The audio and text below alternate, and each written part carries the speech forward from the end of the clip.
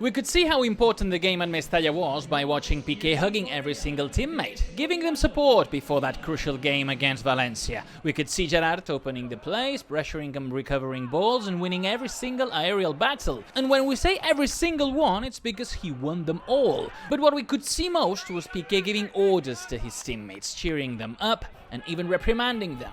He was the chief, and he insisted on one message throughout the entire game: the need to push the defensive line forward. When his team recovered the ball, they had to move forward. He was the man in charge of giving that specific instruction, and he took that seriously. We could see him wanting to chat a bit with Antoine Griezmann, and Leo Messi decided to join that conversation. And we could also see him reminding Serginho Dest that he had to cover his back. Piqué was the leader of the team, acting as a real captain, so he was also the man in charge to protest the referee, asking him to take a look at a possible penalty, or waiting for him at half-time to ask why not a single minute of extra time was added. By the way, during the first half, we could see Piqué touching his right knee for a moment. He wasn't feeling comfortable. Before the second half started, Piqué was cheering all his teammates up again, but things didn't start very well for Barcelona. Guedes was quicker than him, so the only thing Gerard could do was to throw himself on the floor and wait for the Portuguese to miss that chance. And it was just after that Valencia scored. At first, Piqué didn't react at all, but after watching some of his teammates protest, he went to pressure the referee. When Messi seemed to ask what was going on, he seemed to reply he had no idea.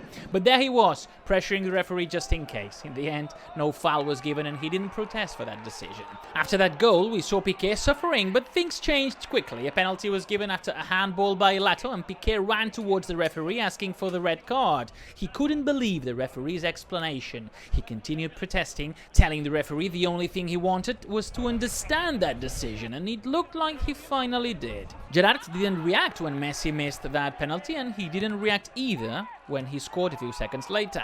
But what he did was try to cheer up Leo. Minutes later, Griezmann scored and he congratulated every single teammate. A dangerous free kick was given, and there he was again asking the referee this time why a yellow card wasn't shown.